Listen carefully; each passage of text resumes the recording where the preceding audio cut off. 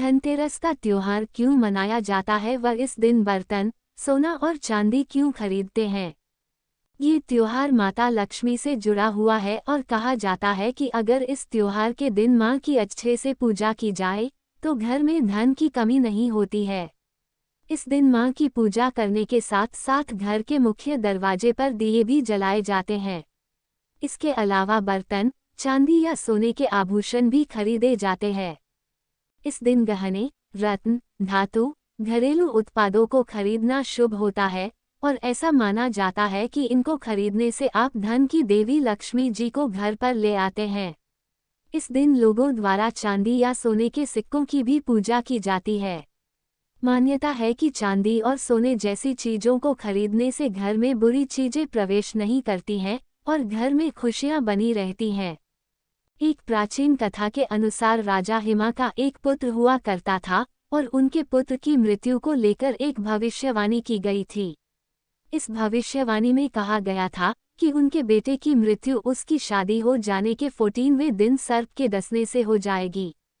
वहीं जब उनके बेटे की शादी हुई तो उसकी पत्नी ने शादी के 14वें दिन अपने पति को सोने नहीं दिया, साथ में ही अपने कमरे के दरवाजे के बाहर अपने सभी गहने, सोने के सिक्के और इत्यादि प्रकार के आभूषण रख दिए और पूरे कमरे को दियों की रोशनी से रोशन कर दिया। पाइप। वहीं अपने पति को सोने से रोकने के लिए इस महिला ने अपने पति को कहानियां और गीत सुनाने शुरू कर दिया और इसी दौरान यमराज भी उसके पति को लेने के लिए आ गए, लेकिन दरवाजे पर रखे गए सोने और अन्य प्रकार के आभूषणों के ढेर और कमरे में अधिक रोशनी होने के कारण यमराज उनके कमरे में प्रवेश नहीं कर सके और वो बाहर खड़े होकर इस महिला द्वारा जो कहानियां और गीत उसके पति को सुनाए जा रहे थे वो सुनने लगे। पाइप। वहीं जैसे ही सुबह हुई तो यमराज चुपचाप वहां से चले गए और इस तरह से इस महिला ने अपने पति की रक्षा यमराज से कर ली, जिसके बाद इस दिन को धनतेरस के रूप में मनाया जाने लगा। इसके अलावा इस दिन लोगों द्वारा सोने और चांदी की चीजों को भी खरीदा जाने लगा ताकि इनकी मदद से बुरी चीजों को घर से दूर रखा जा सके। पाइप। एक और कथा के अनुसार धनतेरस के दिन की क्षीर सागर से अमृत निकला था और इसलिए ये दिन सेहत के लिए भी अच्छा माना जाता है और लोगों इस दिन पूजा करके भगवान से सेहतमंद जीवन की कामना करते हैं। कहा जाता है कि समुद्र मंथन के समय सागर से कई प्रकार की चीजें निकली थी और इन्हीं चीजों के साथ मां लक्ष्मी भी मंथन के दौरान निकली थी, इसलिए धनतेरस के दिन मां की पूजा की जाती है।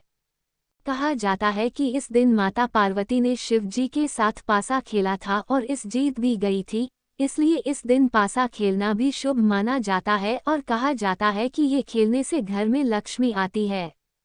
धनतेरस के दिन भारतीय लोग अपने घरों को अच्छे से साफ करते हैं और फिर घर को अच्छे से सुसज्जित करते हैं।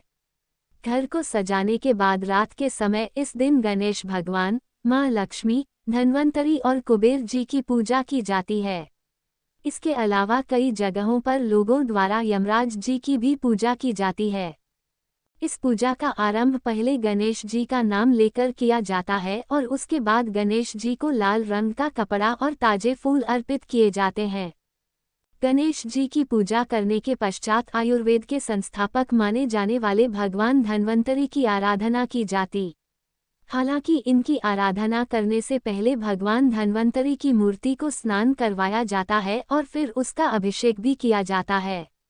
ये विधि करने के बाद धन्वंतरी भगवान को 9 किस्म के अनाज अर्पित किए जाते हैं। इसके बाद धन के देवता कुबेर भगवान की मूर्ति को फूल, मिठाई और फल अर्पित किए जाते हैं और इनसे कामना की जाती है कि घर में धन का अभाव ना हो। इनकी पूजा करने का बाद मां लक्ष्मी जी को याद किया जाता है और उनकी मूर्ति की पूजा की जाती है ताकि घर में मां पैसों की बरकत करती रहें।